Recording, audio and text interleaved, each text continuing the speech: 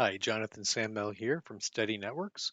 We're a long way into the pandemic, but it's still worth discussing whether or not employees for your business should be using their home computers at work. I still get this question more often than I thought I would at this point. So let's talk about, I think I'm telegraphing my opinion here, why they can't use their home computers from a business network. So let's dive in and ask three questions, or at least let me give you three reasons why I think it's a bad idea. Number one, let's talk about those questions.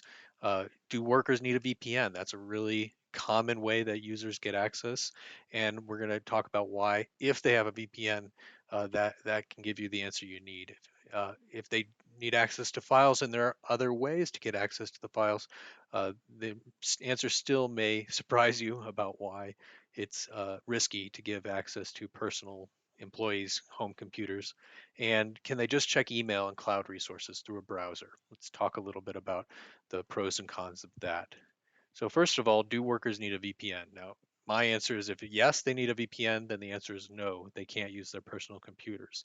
And let's take a look at why that makes sense. You've got a personal computer here. If it needs access to corporate resources, they're going to connect to their VPN through the cloud. Essentially, that's connecting their personal computer to your corporate network. And from there, they've got access to the servers and the files and all of those resources. Well, if they've got a virus on their computer, which is entirely possible, they can easily spread that virus to the corporate network, infecting files with ransomware, putting in Trojan horses, things like that, that you don't want on your corporate network. So putting a VPN on a personal computer is really very risky. The second question we need to ask is, do workers just need access to files? Well, there's a big question about data loss prevention. If they are saving files to their desktop and they are fired, or they're saving files to their desktop and you've got no control over that, uh, or they save files to the desktop or My Docs and their laptop is stolen while they're at Starbucks doing work, you have just lost a lot of control over the ability to protect those files from just loss through negligence, really, more so than any kind of malfeasance.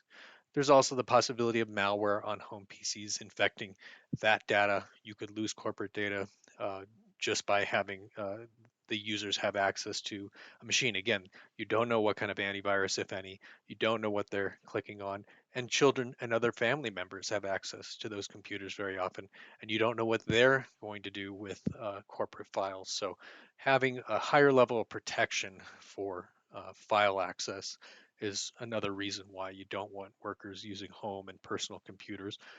You want to be able to enforce encryption and things like that to protect your corporate data, and you just don't have that level of control when you have a user working on a home PC. Finally, uh, there's a little stickier question of, can they just access email and cloud resources if they're just accessing through a browser? So that's definitely a trickier question because it feels like there's this safety between your user and the browser accessed resources. But it's probably the safest option. While it is the safest option, it's harder to control what they're doing. Same sort of thing. If they're not accessing Word and Excel or Google Sheets documents through the browser, they're downloading them to the desktop and accessing them there for ease and convenience and being offline and that sort of thing. In my opinion, it's not really worth the risk of allowing users access through personal devices, especially laptops and desktops that are living at the home.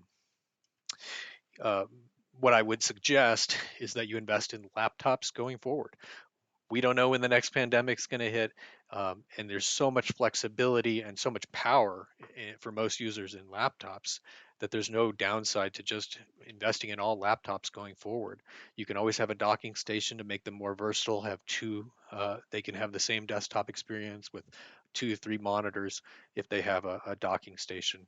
And you don't have to just take my word for it. Let's take a look at the CIS Top 20. Now, the CIS, the Center for Internet Security, has their top 20 security controls that they recommend for preventing most of the virus and corporate infections and things that have taken place over the past 5 to 10 years.